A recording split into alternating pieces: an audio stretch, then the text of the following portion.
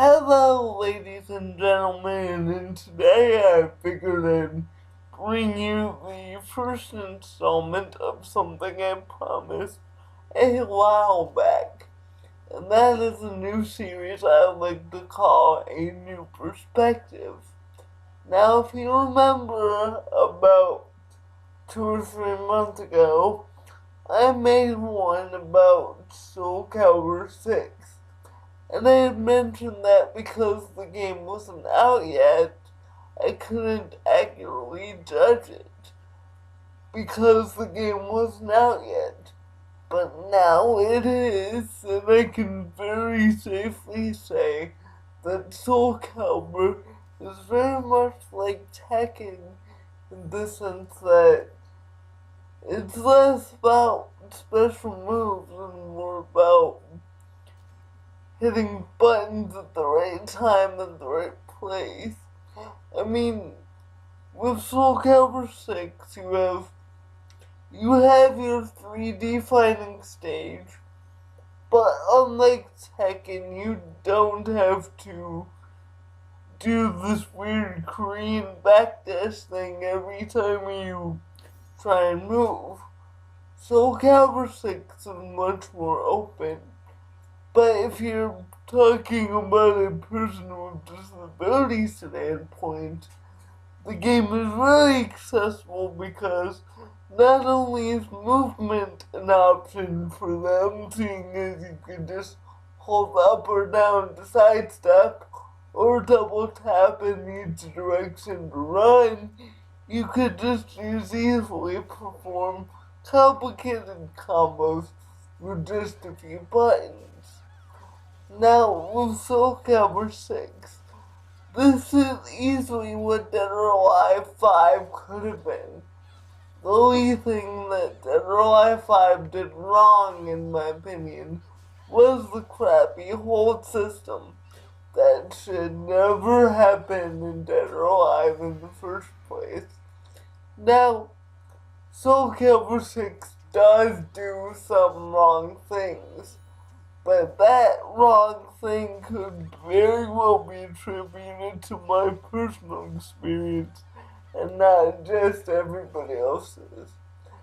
Well, what I noticed is that with Soul Calibur, in order to throw that X plus A on Xbox or Square and X on PlayStation, you have to completely readjust your hand orientation.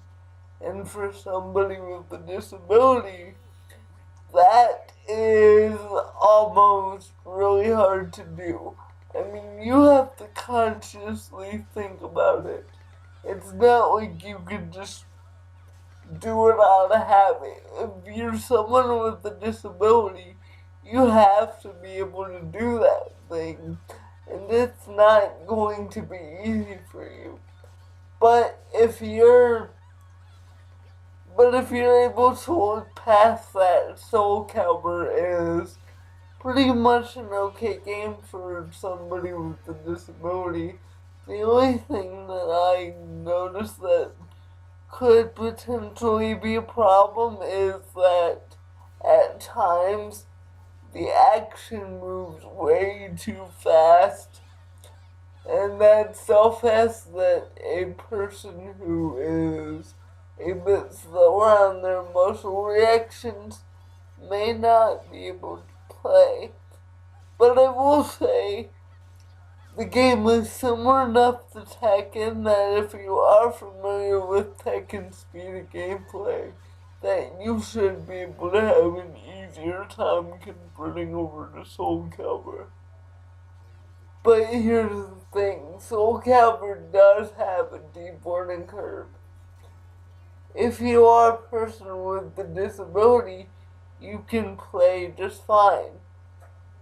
But if you want to dig a little deeper and to discover how much the game actually works, what the in-depth mechanics are, then some persons, depending on their disability, may have a hard time. all in all, I will say that this is a very good step in the direction that fighting games need to go. Soul Calibur did almost everything right. They made the controls simpler to understand, and they made movements easier to understand. So that way, if you're a new person or a disabled person like I am, you could easily just jump straight into the game and play without worries. I mean, I've had games of Soul Calibur where it doesn't even feel like I'm disabled. I could actually just sit here and play the game and enjoy having fun with everybody and not caring that I'm disabled because it's not getting in the way of the game. And if we're being honest, that is the kind of attention that Soul Calibur needs. That is what Soul Calibur needs to be a good game. That is what every game developer who makes fighting games should strive for. But yet, you have games like Street Fighter and Mortal Kombat who refuse to do that because there is no way that you could do that with Street Fighter and Mortal Kombat without convincing people that adding mechanics similar to Soul Calibur would be cheating with the button combos and the way special moves work and all that. The way the Street Fighter 5 community works, there is no way you could make a game that controls like Soul Calibur and sell it as Street Fighter 5 Easy Edition. There's no way you could do that. But at the same time, I think the climate is right for a fighting game that is like Soul Calibur that could potentially be made, if that's the right word, that could potentially be made to market to people with disabilities. I mean, as of right now, there's only one or two games that I could think of that really market themselves as easy to play and simple games. Both those two easy to play and simple games don't have a competitive community like they should. And to be honest, that's a crime. All games, whether they be new or old, deserve to have a community. But in regards to Soul Calibur itself, they did almost everything right with this game. In my opinion, this is what a fighting game should be if you're marketing to someone with a disability. And I realize that not everybody's disabled, but when you look at the portions of the world, there are perhaps like three, not even that, I can't even put a number on it, but there are a lot of people in this world, say a good 50% of those people are disabled. When you can make a fighting game that caters to all 50% of that population in some way, you are doing a pretty good job. So when you play Soul Calibur 6 with a disability like mine, you aren't gonna have a rough time. Like I've said before, Soul Calibur 6 is one of the better options for someone with a disability. And this is the right way to do a fighting game if you're going to make a fighting game, any fighting game.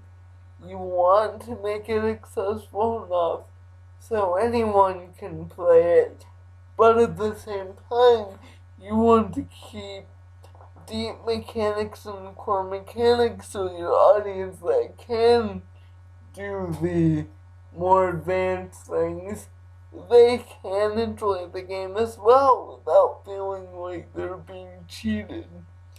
So if you like the video, please feel free to like, comment, and subscribe.